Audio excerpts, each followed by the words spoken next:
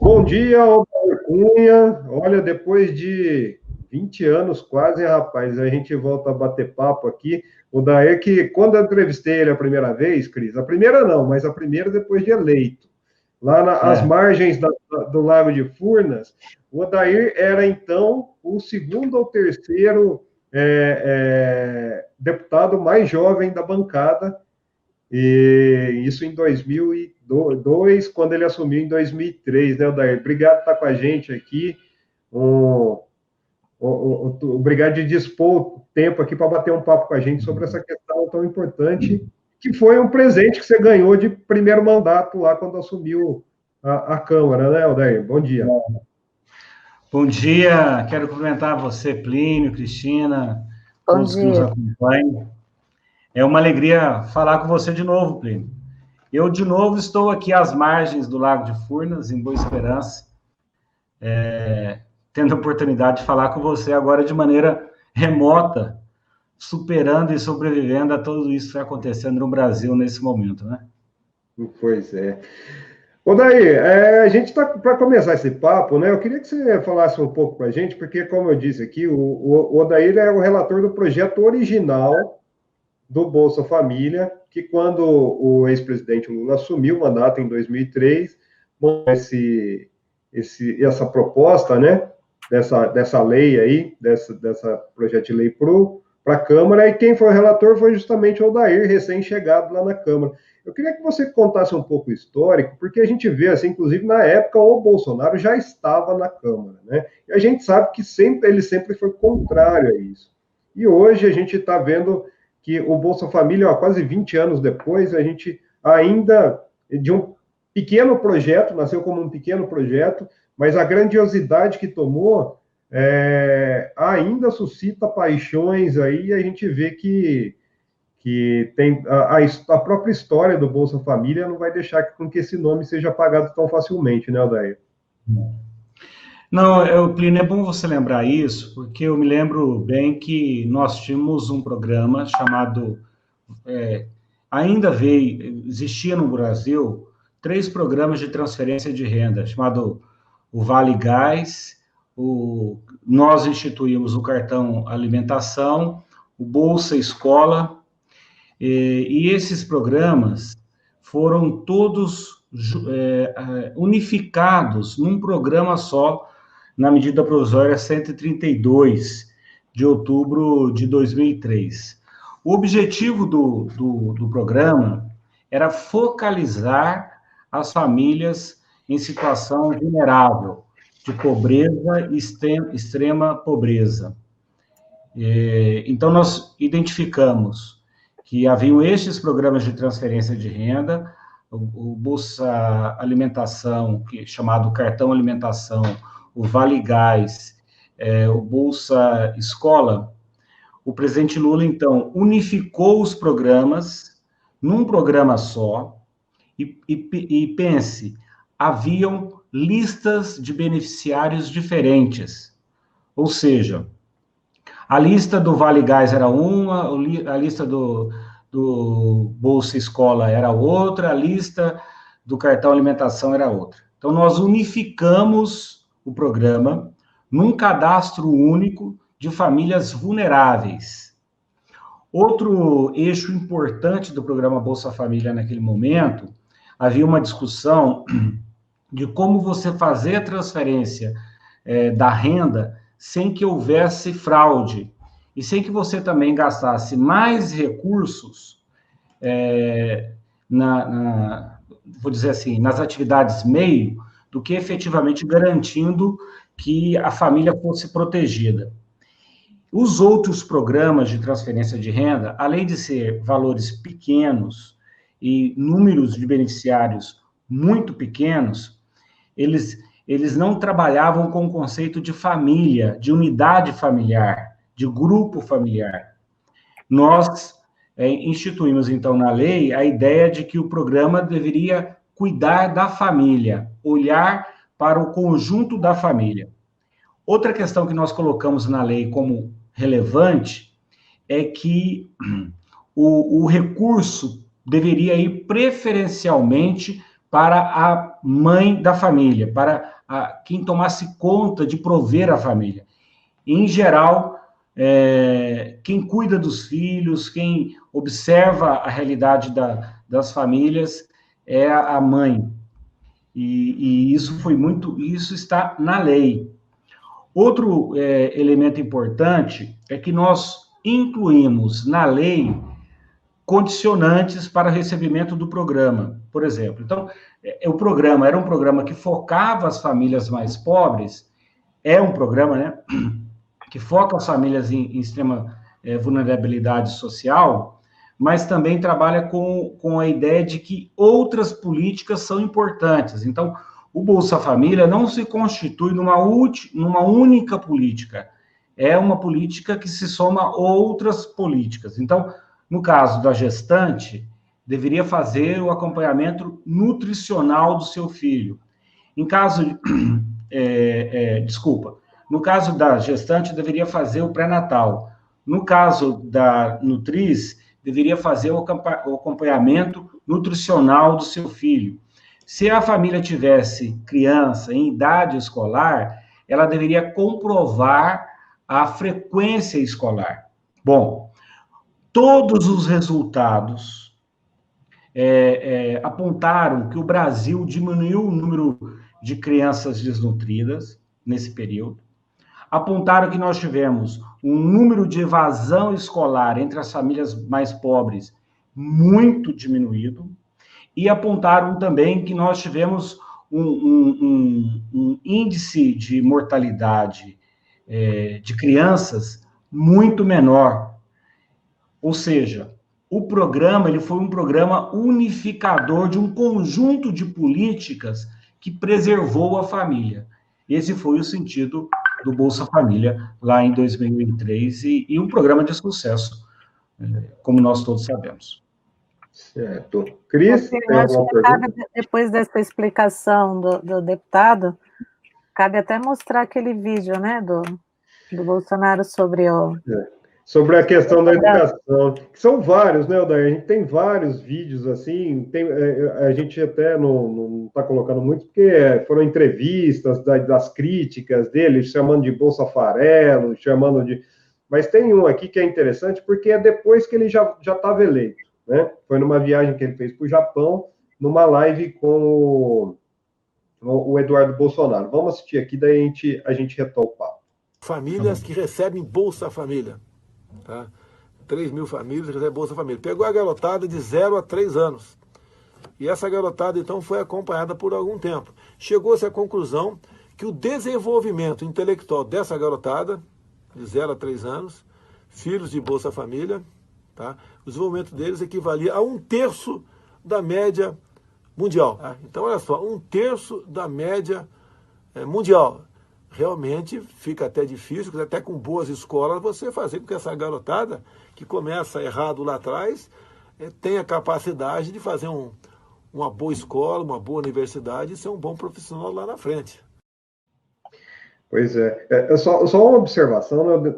Lembrando sempre que o desenvolvimento intelectual do Bolsonaro não é fruto do Bolsa Família, né? Então, e que deve estar abaixo aí dessa média.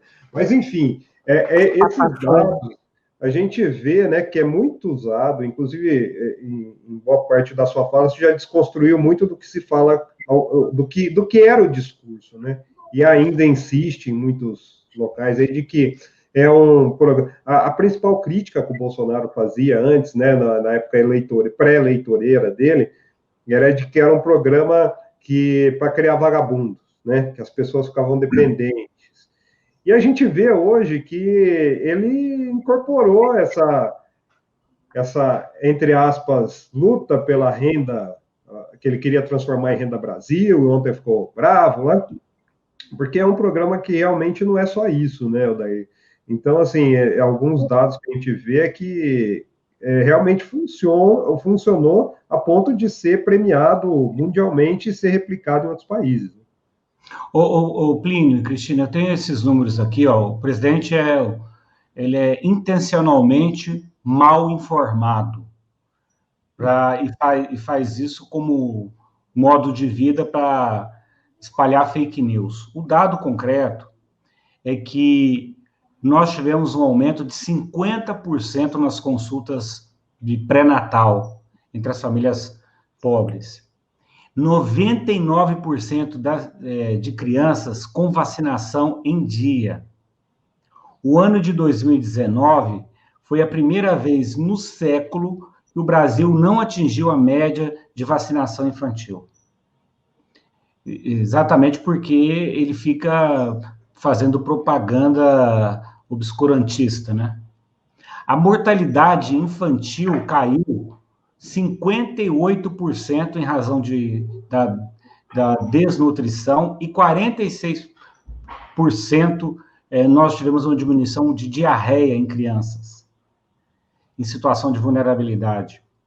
A frequência escolar entre 6 e 14 anos aumentou foi para 97,8%.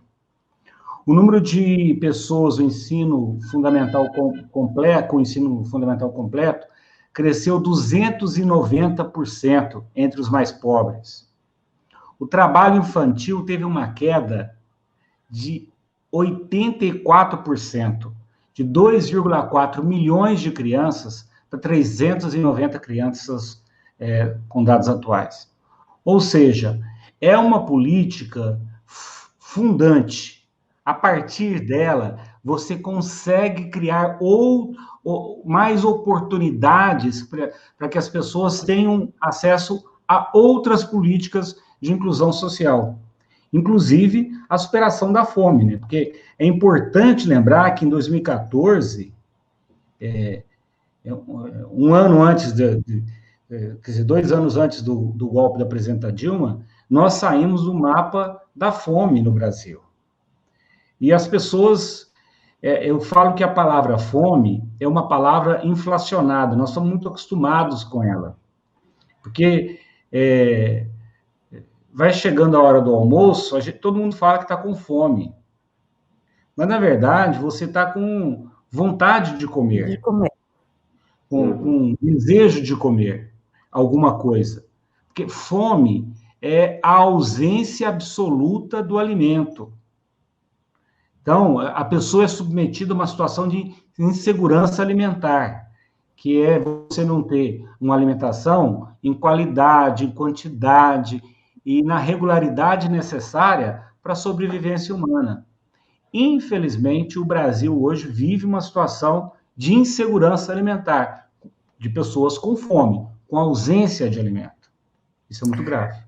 Deputado, ontem o Bolsonaro disse para esquecer, esquecer não, eu diria que ele vai deixar ali de canto, pelo menos essa discussão do Renda Brasil, que nada mais era de a tentativa de uma nova roupagem, né, para tentar tirar a marca petista, né, do PT, do programa Bolsa Família. E aí, primeiro uma consideração, né, deputado, quando ele assume, ele quer dar uma nova roupagem ao Bolsa Família, ele assume que foi um programa que deu certo, né, e que, portanto, tem a simpatia e tem a aprovação dos brasileiros, porque senão ele não prosseguiria com esse programa, principalmente nele, que está claro, né, ele está fazendo tudo isso por causa da tentativa de reeleição no próximo pleito. Então, 2 questões, né, agora ele deixa isso para o canto, ele escanteia. E aí a gente vê reacender a discussão e o debate de criar, de ampliar o programa Bolsa Família. Eu queria saber se isso é possível, e mais, tornar, por exemplo, né, colocar o Bolsa Família no texto da Constituição, se isso é possível, e mais, como, politicamente falando, como evitar, né, que mesmo ele deixando de lado, a gente sabe que ele não vai deixar, o Bolsonaro assumir para ele o Bolsa Família, né, o programa Bolsa Família, o discurso sobre o Bolsa Família. ele tenta criar uma outra ideia do programa Bolsa Família no entorno de uma ideia de renda Brasil, que ele teria chamado isso. O fato concreto é que se eles não mexerem na emenda constitucional do teto de gastos, é impossível nós termos uma ampliação real do programa Bolsa Família. Agora, a ampliação, é bom dizer, ela é necessária e fundamental para a sobrevivência dos brasileiros e brasileiras em situação de vulnerabilidade social. O que me incomoda também na discussão sobre Renda Brasil e Bolsa Família é que esse é um governo que diz que cuida da família e quer desconstituir a ideia de proteção da unidade familiar, do grupo familiar. Essa é mais uma das contradições desse governo Bolsonaro. É claro que ele vai tentar, ao longo do tempo, disputar a ideia de quem é que criou, quem é que paga, quem é que cuida do Bolsa Família, quem é o responsável pelo programa.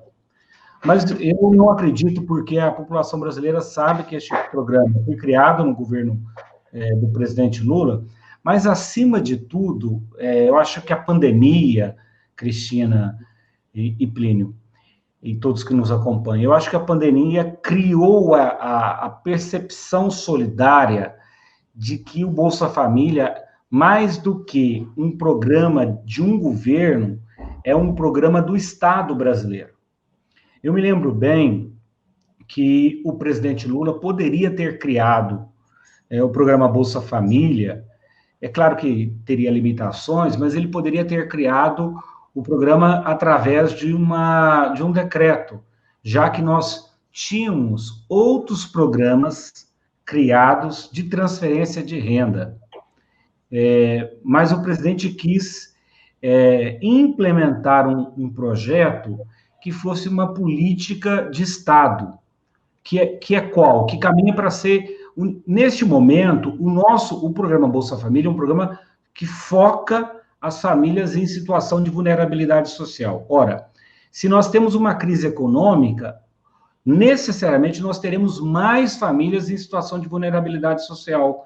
Então, nós vamos ter que, necessariamente, ampliar a cobertura, ampliar a rede de proteção social. Uma das críticas que eu tenho, e inclusive fiz uma emenda nesse sentido, agora nessa medida provisória 1000, que é a medida provisória que prorroga o auxílio emergencial, no entanto, com o valor de R$600, uma das emendas que eu fiz é para submeter a lista das pessoas beneficiadas à rede de proteção social municipal. Porque esse era um debate que nós fizemos quando a criação do programa Bolsa Família.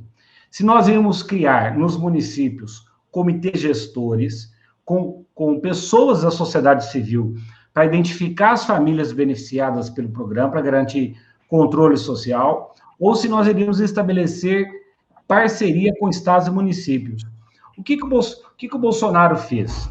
Ele, ao criar o auxílio emergencial, ao implementar o auxílio emergencial, e é bom lembrar que ele sempre queria R$200, nós fizemos uma luta no Congresso Nacional para que isso fosse 600, e a média de recebimento está em torno de R$800 por pessoa que é beneficiária do auxílio emergencial.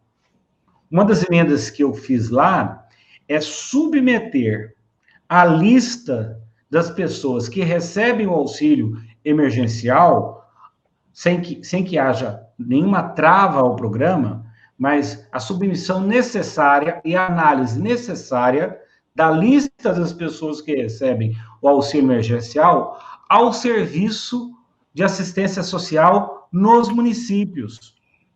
Porque este controle social é necessário. Eu me lembro quantas reportagens, deu até notícia em grandes jornais televisivos, capa de jornal, uma família em algum lugar recebendo uma pessoa, recebendo um vereador, recebendo um recurso do Bolsa Família.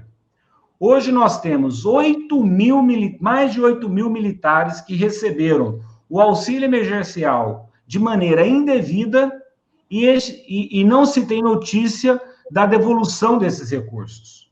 Por quê? Porque não há controle social. Nós precisamos garantir o controle social também no auxílio emergencial. O Bolsonaro quis criar um programa paralelo, fora do Sistema Único de Assistência Social. Isso é grave. Nós temos assistentes sociais, CRAS, que é o Serviço de Referência à Assistência Social, em todos os municípios do Brasil. Então, de maneira lamentável, eles criaram, então, pegaram um cadastro do Bolsa Família, essas pessoas vão receber também o auxílio emergencial. E criaram uma lista paralela, que Deus sabe quem recebe. Então, assim, com certeza nós temos muitos desvios no auxílio emergencial. Isso precisa ser investigado e ser tornado público, é o que a gente defende. Odair, outro, né? Desculpa aí.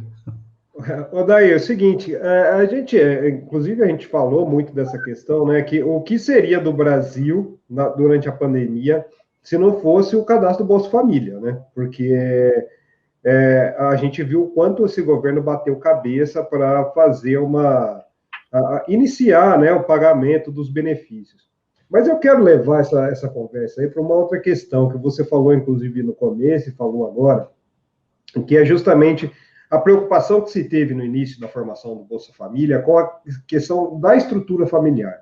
Inclusive, assim, dando o benefício diretamente para a mulher, e a gente viu, inclusive, assim, a questão de, além desses números que você cita, né, mas tem pesquisadores, inclusive que são amigos aqui da Unicamp, que estiveram, por exemplo, no sertão nordestino, e aumentou, logo depois do pagamento do auxílio, por exemplo, o número de divórcios, porque as mulheres não se submetiam mais, muitas vezes, a ficar numa estrutura em que ela era agredida, sofria violência doméstica, e com esse dinheiro ela poderia se manter. Então, assim, existe uma estruturação diferente do que a gente vê na defesa, né, da família por esse governo, mas existia uma questão efetiva em se trabalhar a proteção familiar, né? Só que onde a gente perdeu o trem da história aí, para a gente ser bem mineiro, já que nós estamos entre mineiros aqui, né? A Cris é quase uma mineira.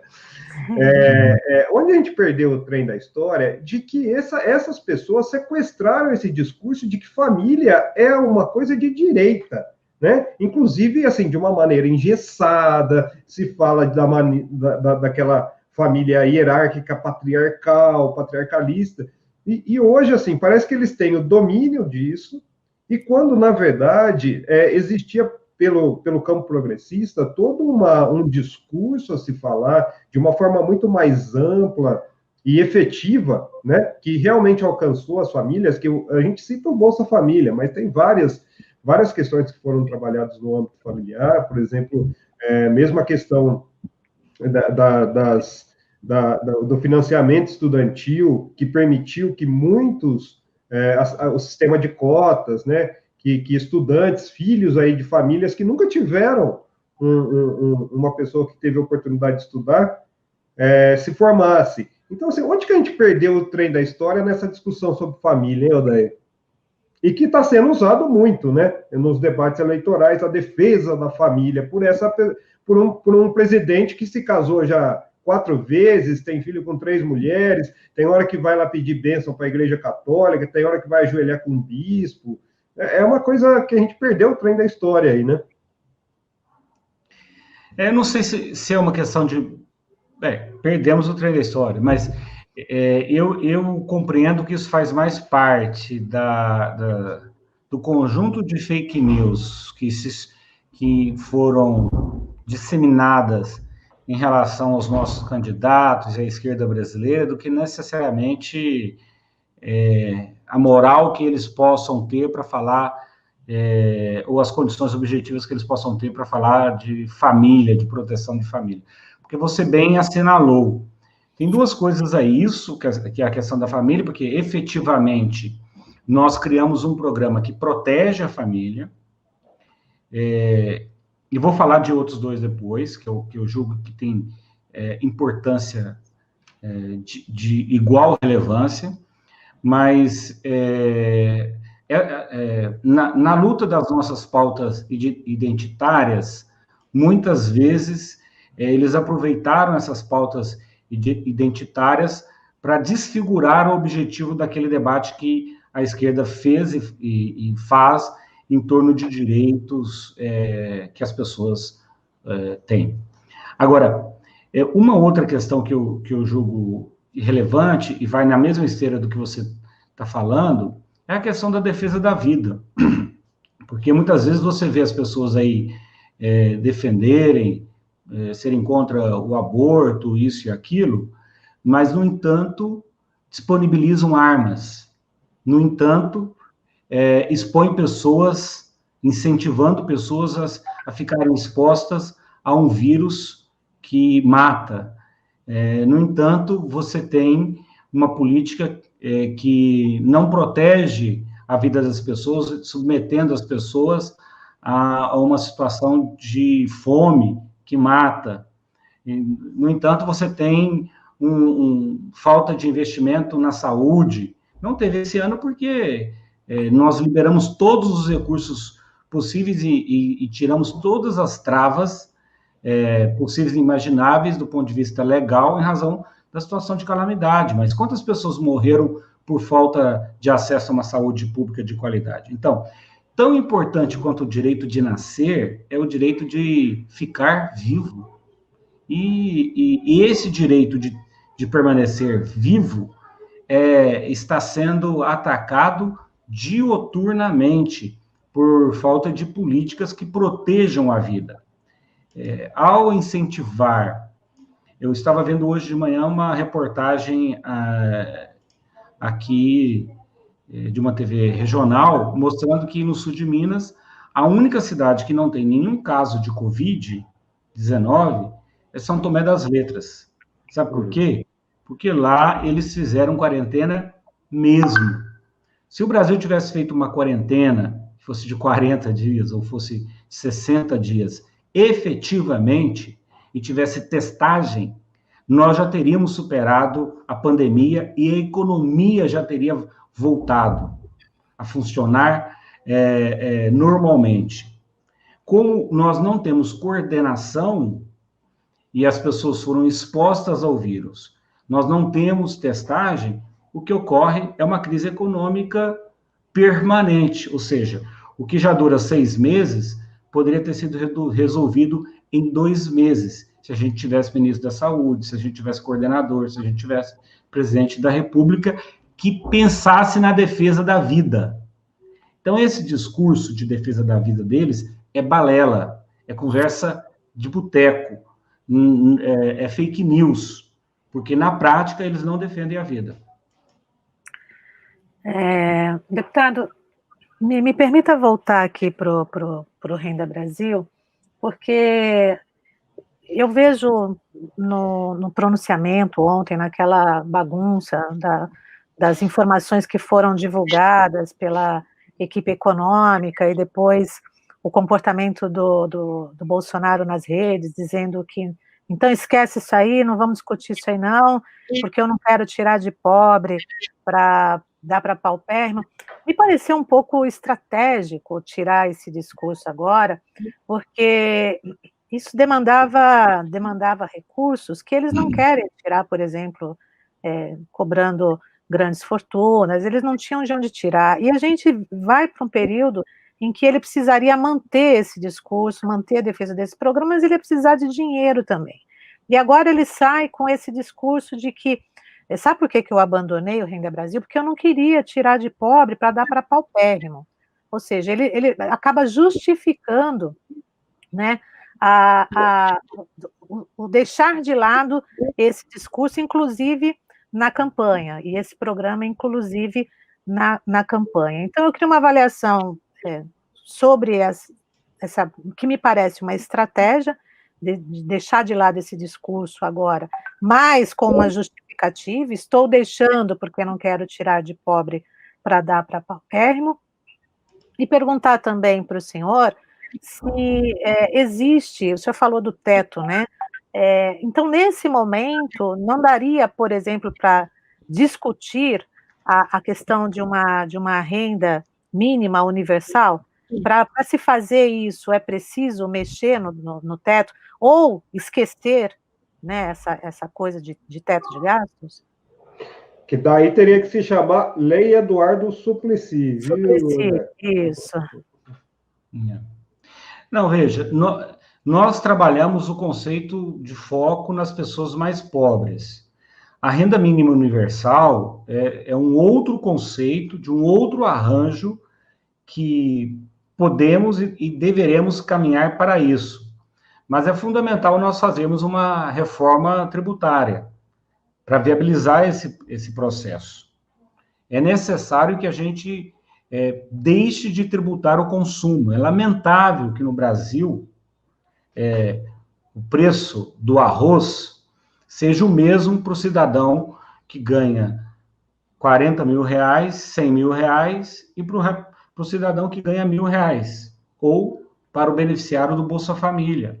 E o mesmo imposto incide para os dois, e tendo um peso muito maior, é claro, para os mais pobres. Então, o nosso sistema tributário, que penaliza os mais pobres, porque tributa o consumo, é extremamente perverso. É bom lembrar que 1/3 do que o cidadão recebe de auxílio emergencial voltou para os cofres públicos através do aumento de consumo. Se nós não tivéssemos o auxílio emergencial nesse momento, nestes valores, nós teríamos uma situação muito acelerada do nível de empobrecimento das pessoas. Então, é preciso, sim, mexer na PEC do teto, mas é preciso também fazer uma reforma tributária que seja solidária e tribute a renda, e não o consumo. E é possível, sim, buscar os recursos para viabilizar uma renda, eu não diria universal, uma renda mínima universal, mas eu diria uma renda mínima justa e digna para os mais pobres deste país. Com certeza isso seria possível. E o que o senhor acha dessa... Pode ser uma estratégia do Bolsonaro, quer dizer, não vamos mais discutir esse assunto agora, e tomar essa frase aí para justificar, né, o abandono dessa iniciativa, do programa? Até mesmo que a gente tem uma disputa eleitoral municipal aí pela frente, né, Odair? Que ele está colocando todas as forças, inclusive o auxílio emergencial e a prorrogação termina justamente depois que termina a eleição, né? Ele sempre fica fazendo frases de efeito, né? E o mesmo método que ele usou para não controlar a pandemia no Brasil e expor o povo brasileiro ao vírus, porque o que o Bolsonaro fez foi isso, expôs, boicotou o tempo inteiro uma política de isolamento que garantiria, sim, menor exposição ao vírus, logo, menor número de mortos.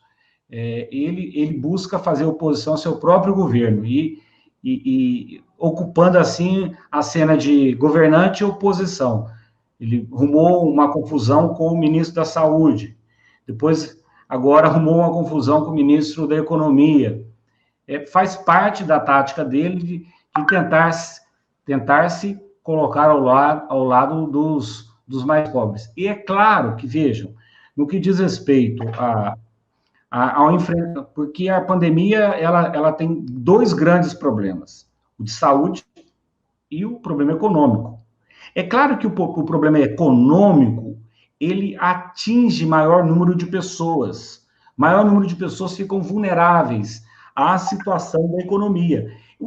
Então, assim, ele resolveu de maneira, estou tentando achar uma palavra mais adequada, mas de uma maneira triste, cruel, sarcástica, nojenta, ele resolveu falar com um setor que era o setor mais de maior número de pessoas, que eram as pessoas que tinham algum tipo de vulnerabilidade econômica. Infelizmente, ele não conseguiu ser presidente da República e dizer que, se resolvesse a saúde, a economia já teria sido resolvida. Então, ele é omisso nesse sentido, e faz parte da estratégia de comunicação dele. Muito bem. Deputado Odair Cunha, obrigado de estar com a gente, bater esse papo com a gente, o convite já fica aberto para retornar outras vezes. E falando assim, aqui a gente não tem censura, não, a gente pode falar palavrão, viu? Pode ficar tranquilo.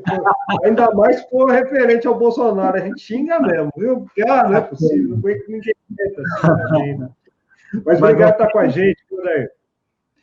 Eu só queria falar mais duas questões que eu julgo importantes, dois programas que ele está destruindo, que é o seguinte: tão importante quanto o Bolsa Família, uma hora a gente pode tratar desse assunto, é a política de valorização do salário mínimo, que já acabou, para 2020, a previsão do salário é de redução, e a política do benefício de prestação continuada.